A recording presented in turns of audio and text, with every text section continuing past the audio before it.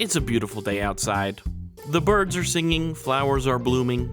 On days like this, fans like you should be having a good time. What, did you expect me to say something else there? Nah, I like you guys. I love ya. Welcome to the channel. Today we're gonna do another mini-theory roundup, focusing on Deltarune and our ASRIEL Knight theory. There have been a few minor updates since last time, as well as a few things that we, just plain missed. So I thought now might be a good time to go over some of the old and new stuff alike. Before we get into it though, I am gonna need to ask you guys for some help. Recently, our numbers on the channel have been dropping somewhat. I'm not sure if it's because we're doing something wrong, or if it's just because we had that bombastic of a launch that living up to it is just unfeasible. I'd love it if you guys could help us figure out what's going on. Have our videos been diminishing in quality? Are there thumbnails or titles that are just too clickbaity or not polished enough? Is YouTube just not showing our content to you that regularly anymore? Whatever the case may be, if you could let us know in the comments what we can do to improve our content, that would be greatly appreciated. We want to make these videos the best that we can for everyone, and your input could help us to push forward to others. On that same note, if you would like to help us out even more, we might appreciate it if you'd go back and watch some of our videos that you've missed. We release new videos every single Friday, so some are going to do well and others might not. But if YouTube sees that people who watch this video often go back to watch others, maybe that will tell them to show our channel to a few more people. If you're new to the channel, I'd suggest the ASRIEL Knight theory video that we made, as shown here. Make sure to watch this current video that you're on right now first though. We'll leave a link to it in the end cards if you're interested in helping us out. I apologize for having to ask you guys this kind of thing, but it really does mean a lot to both Gringo and I, so any help is greatly appreciated. Thanks for not skipping this section, by the way. It really does mean a lot. Alright, let's start off with a big one. Or, well, I guess it's not a big one, seeing as these are mini-theories, but it is an important one. I mentioned in that video that one of the big reasons I no longer buy into Des or Carol Knight theory is the weapon wielded by the Roaring Knight. As is visually obvious, the Roaring Knight wields a sword during our fight with them, one that becomes a sword only after a shot where it is clearly shown to be a bat. We've gotten quite a few comments regarding this point. Some think that the bat's appearance is inconsequential due to its appearance only being bat-like in one sprite, compared with the likely dozens, if not hundreds, where it's sword-like in appearance. Others have posited that its bat-like appearance is all we really need to show that the knight is Des. Clearly, this weapon holds a lot of significance to the knight's identity, but despite that, it doesn't seem like we can agree on what that significance actually means. So today, I'd first like to tackle why the sword and bat dichotomy is important, and then move on to what it actually means for who the knight is. Let's start with this. The Dark World is a world of inherent fiction. It's certainly real to some extent. As much as I love game theory, not all of MatPat's theories have landed flat on the nail's head, so to speak. He once postulated that the Dark World of Deltarune was essentially just a game of D&D. One that ASRIEL and Chris used to play together and that Chris now plays with Susie. It was a very fun theory at the time, but Chapter 2's release seemed to dismiss this theory as a possibility. The Weird Route allows us to cause harm to come to Birdly, and depending on the degree to which he is injured in the Dark World by our actions, he will end up in a very different state at the end of the game in the Light World. Unless you believe that Noelle was willing to strangle Birdly to hospitalization simply because her DM Chris told her it's what your character would do, then it seems that our actions in the Dark World do in fact have Light World consequences. So by the end of Chapter 2, things look pretty cut and dry. The Dark World must be a real place with real consequences to our actions. And yet, Chapter 3 does essentially canonize at least a small part of MatPat's theory. Ram and Ralsei both tell us that many of the Darkners that we encounter, including the Queen, King, Tenna, potentially even Jevil, and plenty of others, were all part of a game that was played by Chris and a girl back in the day. It's not totally clear if that girl is Des or Noelle, but for our purposes here today, it doesn't really matter either way.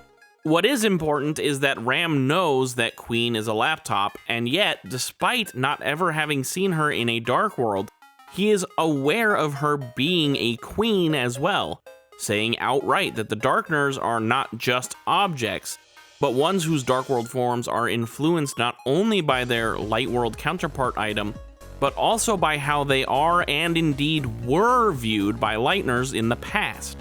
King and Lancer are both cards, with King being, well, the King of Spades, and Lancer being the Jack of Spades, the card game equivalent of a prince.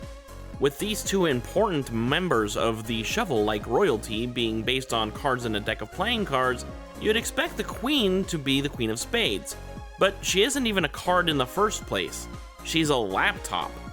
The reason why this laptop would turn into a queen in the Dark World has literally nothing to do with computers and everything to do with how Lightners saw the in-world object, the emotions that they had tied to it. Queen is a queen because that's the role that she filled in Chris and this girl's game that they used to play together. This isn't just true of Darkners either. Have you ever noticed that Chris tends to wield pencils as swords? Every pencil that you can find in the game becomes a sword in the Dark World. This is nothing new. Ever since Chapter 1, we've been able to observe that as items enter the Dark World, they take on a new shape, and that the pencils that Chris finds in the Light World correlate to new swords in the Dark World, and vice versa. However, it's not just pencils. We now have two examples of Light World objects that aren't even remotely pencil-like that become swords. The first is actually a cactus needle, which becomes the Saber 10 in the Dark World. The second is one of very few items with a description that doesn't change between the worlds of Light and Dark, the Black Shard that we get from the Roaring Knight's blade. If Dark World objects turn into weapons and armor that reflect their real-world appearances, then all of these items becoming swords does still make sense. A cactus needle is also a sharp tool, but I do think that the type of sword that it becomes is notable. The needle becomes a saber. If you were to ask me, a saber isn't really a good weapon for representing a needle. A saber is a curved, single-edged cavalry sword. It's a curved blade that wasn't exactly designed with stabbing in mind. That isn't to say that you couldn't stab with it. It certainly could be used for stabbing, but its design was focused on making the act of cutting easier while on horseback, not stabbing.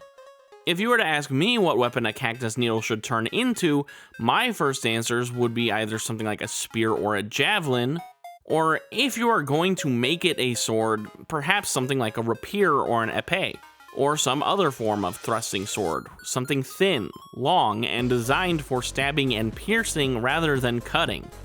But, now that I bring it up, the same actually goes for pencils. And yet, each of these swords, every single one of them, seems designed with cutting in mind. As a matter of fact, there is only one sword in the game in any fashion that was designed with stabbing in mind, the trefoil, which is described as a mossy rapier with a clover emblem. You've probably never heard of the trefoil though, right? Well, that's because it's currently unused in the game. The way that you could find out about it is either A, by digging into the contents of the data that is found in the game, or by just looking up weapons on Wikipedia, which is where I found it. Yeah, I only go to the real sources. I am smart. Anyway, sorry. I do find it pretty interesting that the only stabbing sword that can be found in the code is also the only sword that is in the code that is unusable in any way, shape, or form, and that we have no way of obtaining.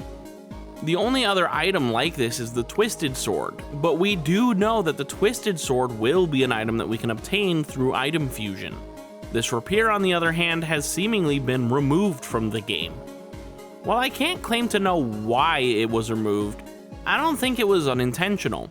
Perhaps it just doesn't fit with the appearance of Chris's sword to such a degree that it was removed.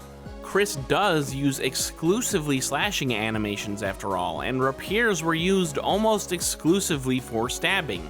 So, I don't know. It might be notable, but it might not be. In any case, all of the swords in game, even those formed from needles, are slashing implements. And I think this might be notable. If weapons take form based on the preferences of the wielder, similar to how Darkners take on forms that are similar to the role that they were given by Lightners, then it would make sense that all of Chris's weapons are made for slashing, regardless of how good they would be at it in the light world. Chris sees a sword and thinks of slashing, so when Chris gets a sword, it takes on a slashing form. This is actually even more true of some of Susie's weapons. One of Susie's weapons, the Justice Axe, looks less like an axe and much more like a hammer when we initially see it. And yet, it is described to us as definitively an axe. Perhaps this is because in Gerson's hands, it's a hammer of justice, but in Susie's, it's the Justice Axe. All of this to say, light world objects take on shapes based on the emotions or preferences of the one holding them in the dark world. And though I somehow forgot to mention it last time, ASRIEL has a preference for swords that actually isn't even from Undertale. One of Tenna's quizzes asks us about who ASRIEL played in Super Smashing Fighters, this game's basic version of, fake fantasy melee. Anyone who played Chapter 1 knows that he played the Green Lizard, so it felt to many of us like a slap in the face when the correct answer was somehow actually the Sword Magician. Tenna tells us that he used to play the Green Lizard, but switched to the Sword Magician out of embarrassment when he got older.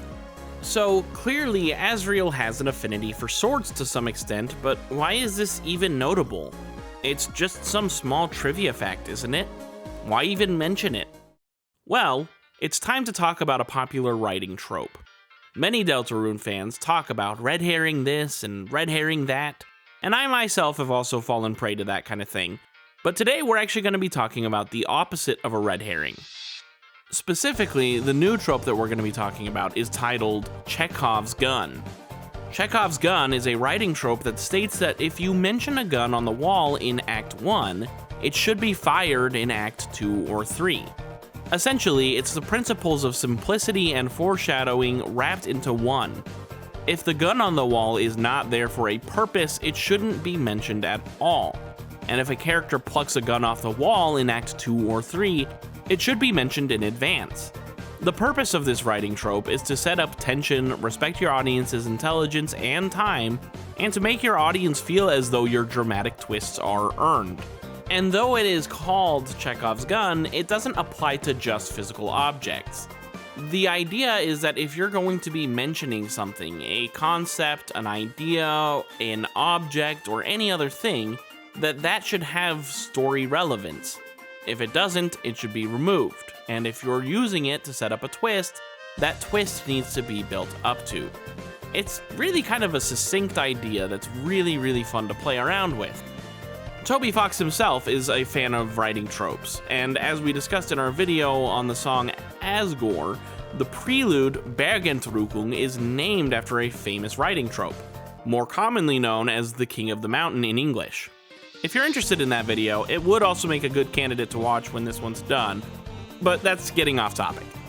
Toby Fox is certainly aware of this trope and has employed it himself in several times, both in Undertale and Deltarune. He knows that if something is inconsequential, it shouldn't be addressed. And if it's a plot twist that is planned, it should be addressed in some form or fashion in advance. And here we see that ASRIEL is being associated with swords in a moment that is clearly set up to catch us off guard, and is thus one that will catch our attention very clearly. Now, ASRIEL uses swords in a fighting game, and if you believe this to be a Chekhov's gun, that's all well and good. But it doesn't have to mean that he's the knight. Both Susie and Birdie wield weapons designed for chopping, but that doesn't make them the same character. And swords are even more ubiquitous than axes or halberds. Anyone who knows any weapon at all knows what a sword is, or how it should theoretically be used. We even have multiple examples of others who like swords, like Chris and Carol. Saying that just because ASRIEL suddenly likes swords means he must be the knight is absolutely a stretch. But remember, it's not just that ASRIEL wields a sword. We also need to establish that ASRIEL would be wielding a bat in the light world too.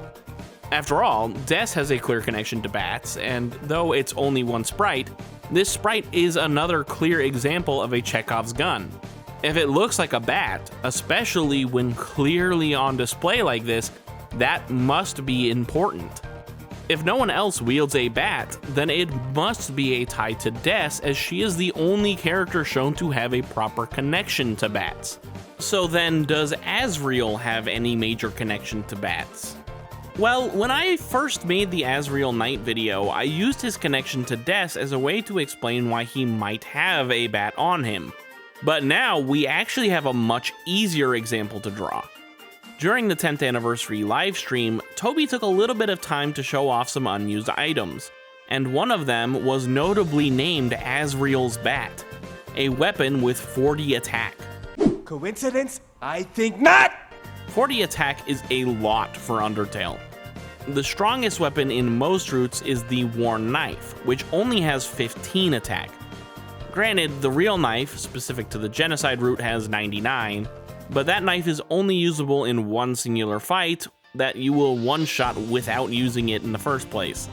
This bat would easily surpass all other weapons in Undertale, but that number 40 is notable for another reason. Though you can't see it in gameplay, the game's code that the knight's attack stat uses is set to 40.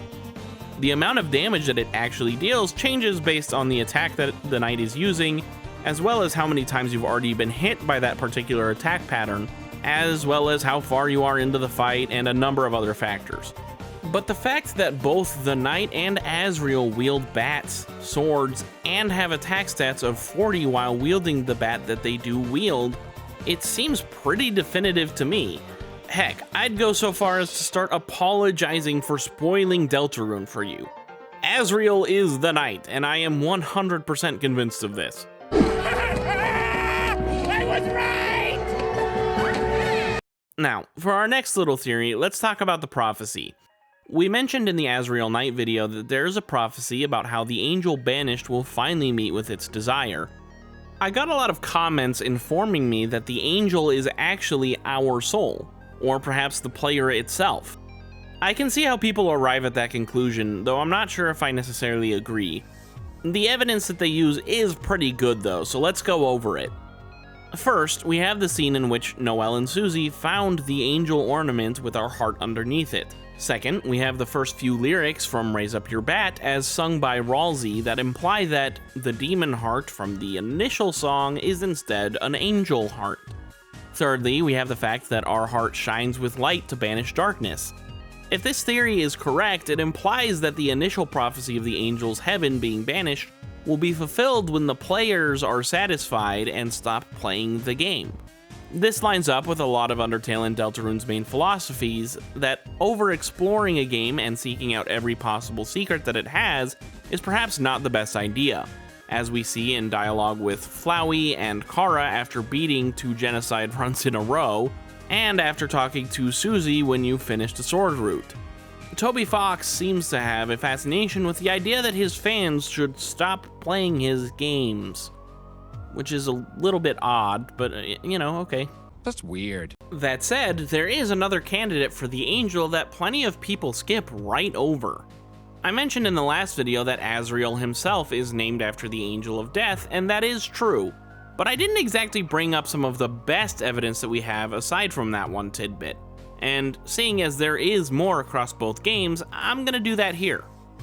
The prophecy that we see that talks about the angel meeting with its desire has an associated picture, but it's one that we don't get to see. Susie asks about the picture, and Ralsei replies that it's a depiction of the angel. Susie says she, quote, doesn't know about that, man. If you check it again, it says, it's a prophecy. Looking at it made you feel strange. You did not investigate any further. Both of these sections will be important to today's discussion, but since it stays in Deltarune, let's start with the last line. You didn't investigate any further. This line is extremely similar to many other lines regarding Chris's knowledge beyond our own. Chris knows that the Roaring Knight is behind the door in the church, so when we try to open the door, we, quote, turn the handle, but don't do anything else. When we check the knight in battle, we are told, quote, Chris couldn't learn anything. And if we try to imagine the knight during Chapter 4 instead of imagining what Susie is doing, we are told that we see the knight taking their helmet off before being told, quote, "Suddenly, you tried extremely hard to picture Jockington," followed by a silly description of Jockington and Temmie and soccer ball eggs and anything but thinking about the identity of the knight. This is also notably in line with checking out Asriel's room in Chapter 2's Dark World, where we're told that if we look into his room, we do so with our eyes closed. It seems as though any time the knight's identity is involved, we are kept from seeing anything about it by Chris, and that attempt at hiding knowledge is also extended to both Asriel's room in Chapter 2 and this prophecy in Chapter 4. If that was all, I would still say it's fairly convincing as evidence, but there is also a bit more. The angel's appearance makes us feel strange. This strange appearance may not really feel unsettling to some fans, but to others, there may be a creepy sense of familiarity here. After all, this is not the first time an unseen picture has made us feel strange. In Undertale, there is already a prophecy regarding the angel. While the prophecies regarding them are in fact quite a bit different from one another, they also share some startling similarities. In Undertale, the prophecy of the angel talks about how, quote, "The angel, the one who has seen the surface, will return, and the underground will go empty."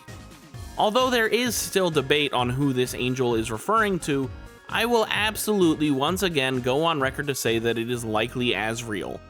ASRIEL fits the description we're given perfectly, as he made his way to the surface where he was mortally wounded and made his way back. He did make it all the way back to the underground before dying, but it wasn't until he returned as a flower that the underground would go empty.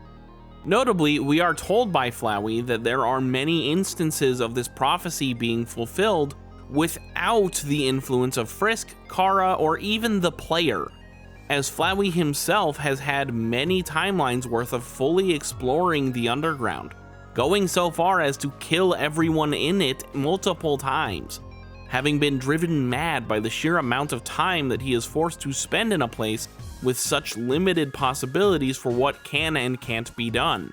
But there is not even a single timeline in which we can empty the underground before Flowey comes into being.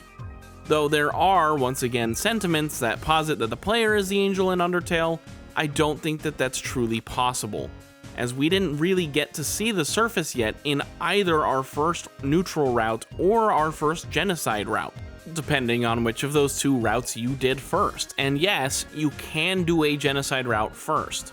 I don't recommend it, but it's possible.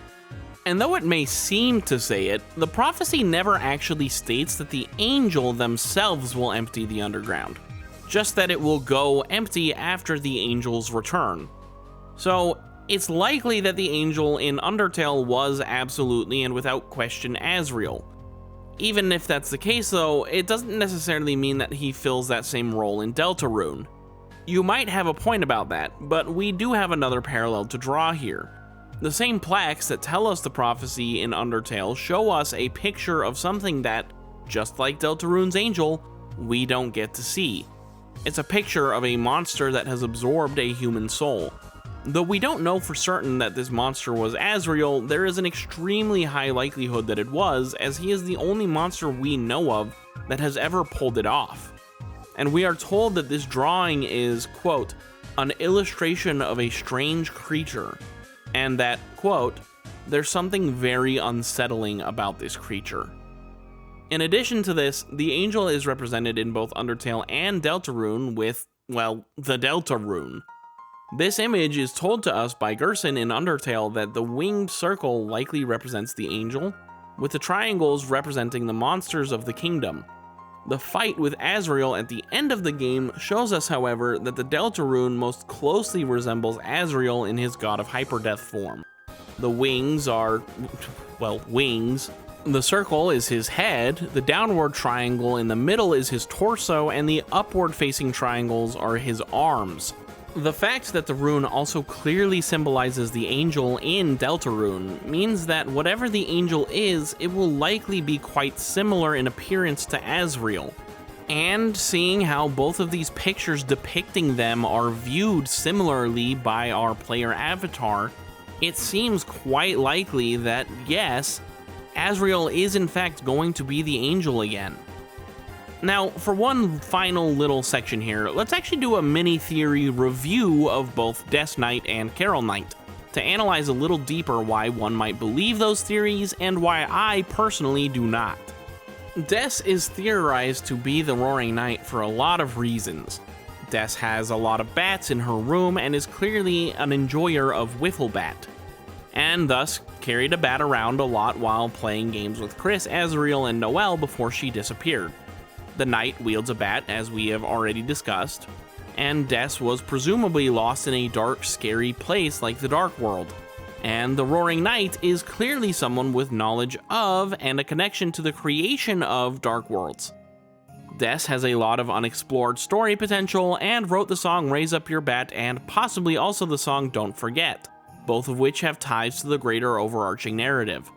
Des is a holiday and thus has antlers just like the Knights, and Des is clearly a childish and rowdy individual, which lines up well with the Roaring Knight's attitude.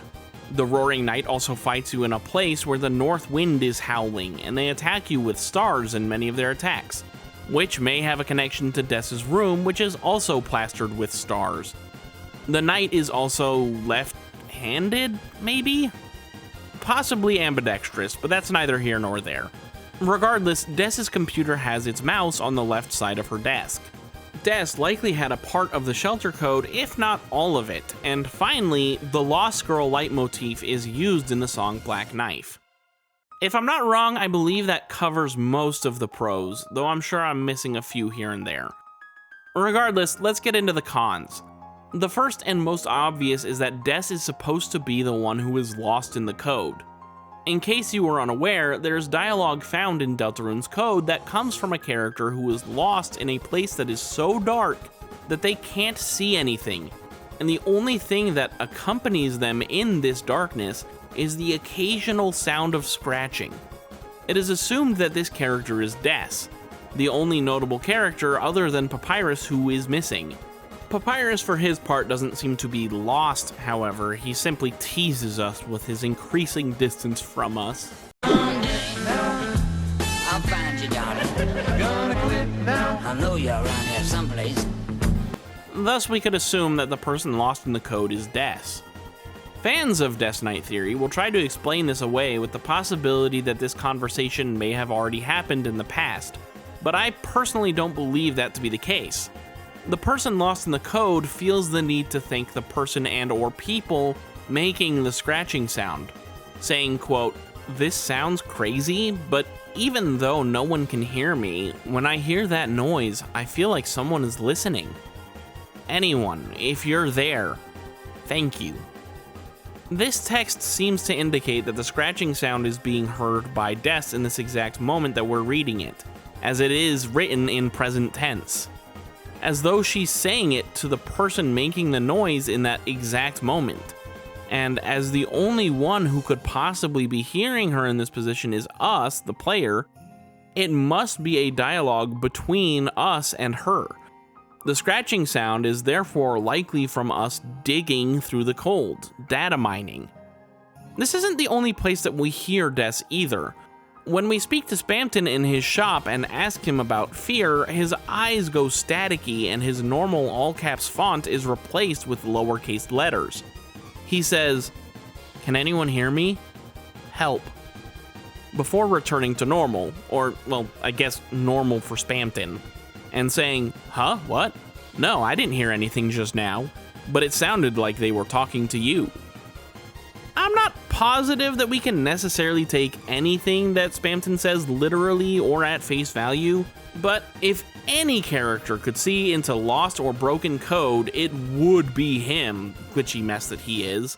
And this character that he speaks for sounds scared and lost, and they are hoping someone, anyone, can hear them. And as far as Spamton knows, it wasn't him speaking to us, it was someone else. It's also likely that this takes place in the moment.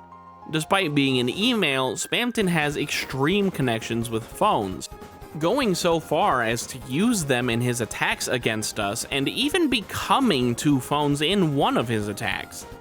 I feel like here he is perhaps taking on the role of a phone, communicating this line directly to us as it is spoken by the other person.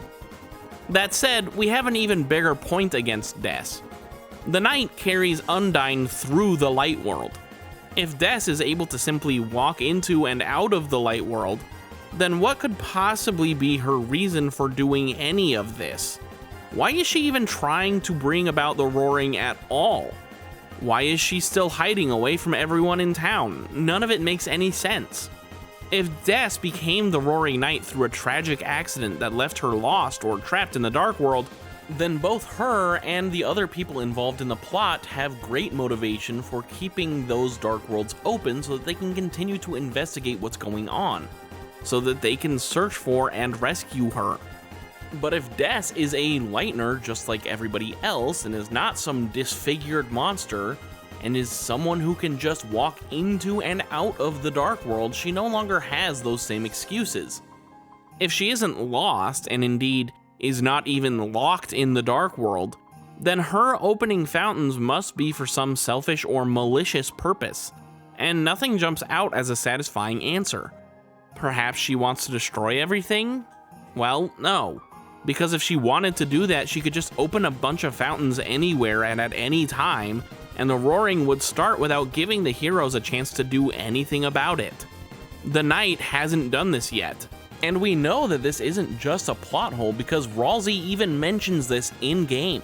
In addition, Chris seems to be very protective of their friends, especially during the Weird route, and Chris is also working with the Knight. Chris clearly doesn't want to see everyone hurt, so working with the Knight would present a clear conflict of interests if the Knight's goal was to destroy everything. If Des couldn't enter the light world, their motivation could be to buy time to find a solution to their twisted and deformed state, or to find a way to merge the worlds of light and dark to allow Des either to re-enter the light world or to dispel their separation entirely. But if Des can just waltz right out into the open air, none of these possibilities are a good motivation. And now we get to some of the assumptions being made. Death Knight believers are quick to point out that the Knight shares a handedness with Des, but most of the computers in the game actually also have the mouse on the left-hand side, implying that left-handedness is actually quite common among monsters.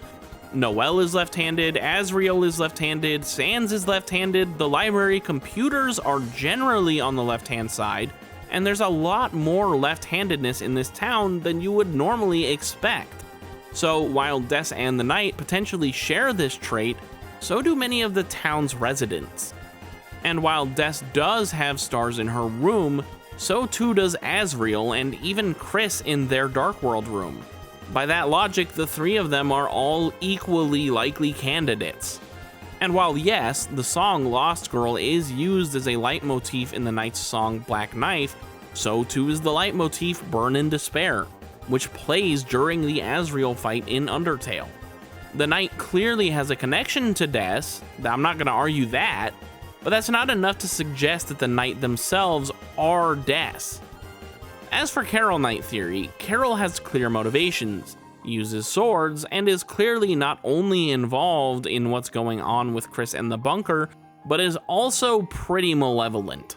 She is likely the one who talked to Chris on the phone in at least one instance, as Chris tells the person that Susie has the guitar, and the person says, "I'll be right there." And who should show up but Carol? In addition, Carol has all of the deer similarities that Des and the Knight share as well, so yeah. There are a few cons for Carol though as well. The person who shows up immediately after Chris calls this entity is actually not immediately Carol, it's Asgore. Now, to be fair, Asgore is already in the house and doesn't go for the guitar. He just kind of plops himself down on the couch and gets to eating. But that said, this does cause an immediate distraction, and he has a black shard in his possession, so he is very, very likely to be working with the Knight. It's not impossible that the one Chris called in this instance was Asgore rather than Carol. To add some credence to this, the weird route ends with Carol calling Chris on the phone, and it isn't treated like one of these mysterious calls at all. If this is what it looks and sounds like when Carol calls Chris, then why is it suddenly not the case in the weird route? Additionally, Carol doesn't behave like the Knight at all. The Knight is childish and cocky. Carol is cold and brutal, calculating even. They're polar opposites in attitude. And finally, Carol can't actually be the Knight unless she can be in two places at once. We go straight from Carol's house to the church in Chapter 4, and the Knight is already aura farming at the top of the stairs when we arrive. But Carol is in her kitchen reprimanding Noelle. Did Carol tell Noelle to go to the kitchen just for her to watch Carol immediately dash to and out of the window in a mad dash to beat Chris and Susie to the church? I don't know, it's physically possible, but it's extremely unlikely. It is made very clear to us that Carol is planning to have a long and brutal conversation with Noelle, and that conversation happens at a time when we are with the Knight in the church. Carol almost literally cannot be the Knight. If the Knight is a deer, and indeed they do appear to be, then the only proper candidate remaining is Rudy. Rudy does act more childish and has a proper motivation as well. He can leave the hospital as we see in Chapter 4, but doing so leaves him weak. It's possible that spending time as the Knight has left him drained, or maybe his sickness doesn't affect him in the dark world the same way it does in the light world. But it just seems unlikely that someone in a weakened state like him could carry Undyne through the light world. That said, he has only a shaky alibi, proper motivation, the time, and is in a position to be the Knight. I ironically feel like he makes a better candidate than either Des or Carol, but I still feel like the real answer is ASRIEL. The helmet is clearly the main thing that makes us think deer, but the helmet can be removed. So while the antlers may be attached to the head underneath, we don't know that for certain. And while yes, ASRIEL is supposed to be at college, it doesn't really make sense for him to be. His best friend of many years, and maybe even his girlfriend, went missing in a terrible accident that he was likely present for. It just doesn't make sense that he would move on from that. However, Asgore is, as we established, working with the Knight to do something that he believes will help everyone. If ASRIEL is the Knight, it could be the case that Asgore is in on the fact that ASRIEL isn't really at college. He may have, fake driven him there himself as a part of the cover-up. Driving in my car. ASRIEL is also likely a fairly strong young man who is good at running, as we can see from his trophies and his track uniform.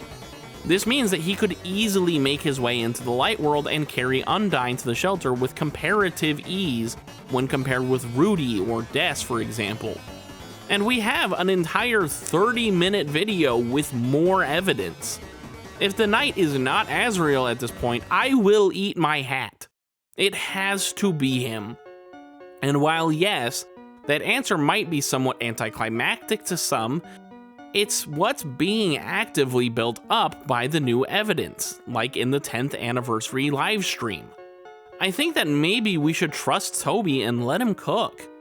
He knows what he's doing and he'll make it work. We just have to give him a little bit of time to work his magic. And when the reveal is made, you'll see. You'll all see. I'm a psycho. In any case, for anyone not yet totally convinced, and also for those who are convinced but just need a little bit more backing evidence, why not give our dedicated ASRIEL Knight video a watch?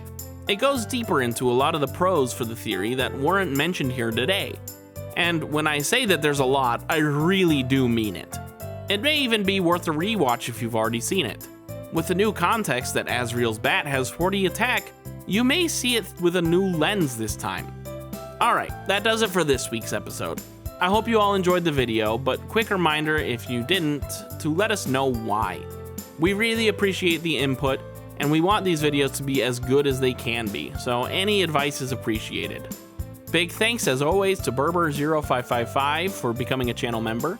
If you want to help our channel out just like Berber over here, then you can become a channel member for $2.99 just like them. It really helps us out and makes it so that we can do this thing as a more dedicated, focused, approachable thing. But regardless of your decisions on that front, I hope to see you again next time. Until then though, this is Outcast Penguin signing off.